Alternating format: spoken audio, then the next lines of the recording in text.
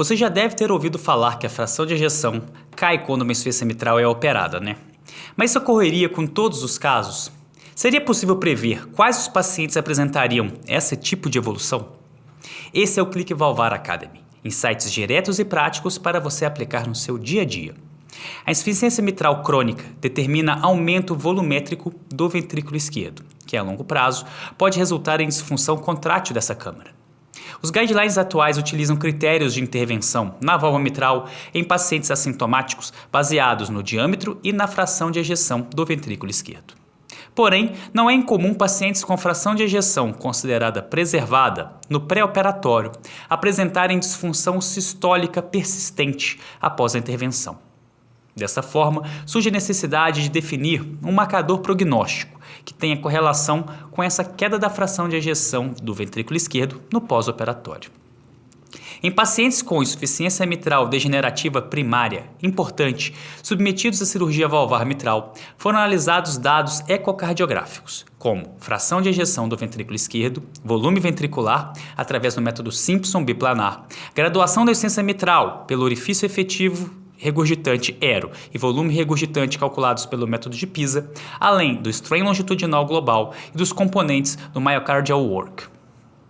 A maioria dos pacientes foi submetida à plastia mitral. Em apenas 23% houve realização de troca valvar. A taxa de pacientes que evoluiu com disfunção sistólica vista pela fração de ejeção do ventrículo esquerdo menor do que 50% pós-intervenção foi de 13%.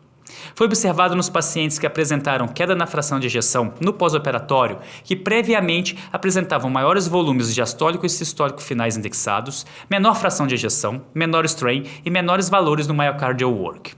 Na análise multivariada, apenas o volume sistólico indexado e o strain tiveram significância estatística, com maior relevância para o volume sistólico. O cut-off encontrado foi de 36 ml por metro quadrado e do strain de 19,5%. Destaca-se dos diâmetros ventriculares classicamente usados como critérios de intervenção, apesar de mostrarem uma relação linear com o volume nem sempre contabilizada pelo remodelamento médio apical. O strain é um marcador emergente de disfunção ventricular, porém, ele é carga dependente e sabe-se que à medida que a insuficiência mitral progride, a pós-carga aumenta.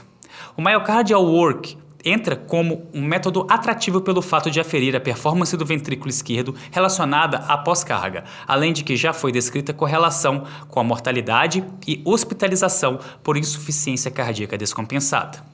Entretanto, parece não haver correlação com a disfunção sistólica do ventrículo esquerdo em casos de insuficiência mitral. Isso poderia ser explicado pela intervenção ocorrer mais precocemente nesse grupo de pacientes, em um estágio em que a regurgitação mitral está compensada e apresenta uma pós-carga considerada normal. Atualmente, só há um software para análise do myocardial work, e o software para strain apresenta uma variabilidade entre as marcas, o que pode determinar diferentes cut-offs quando usado de outro dispositivo. Também não houve avaliação do volume e da fração de ejeção do ventrículo esquerdo pelo método tridimensional ou por ressonância magnética, que são atualmente considerados como padrão ouro. O melhor momento para intervenção na insuficiência mitral é baseado em sintomas ou identificação de fatores de risco que possam impactar na performance ventricular. O volume sistólico final indexado de 36 ml por metro quadrado mostrou, nesse contexto, ser o melhor dado prognóstico em relação à queda da fração de ejeção no pós-operatório desses pacientes. Porém, são necessários mais estudos com fins de correlacionar mortalidade e desfechos a longo prazo. Eu sou o Thiago Bignotto e você acabou de ouvir mais um podcast da plataforma The Valve Club e hoje do nosso programa Academy.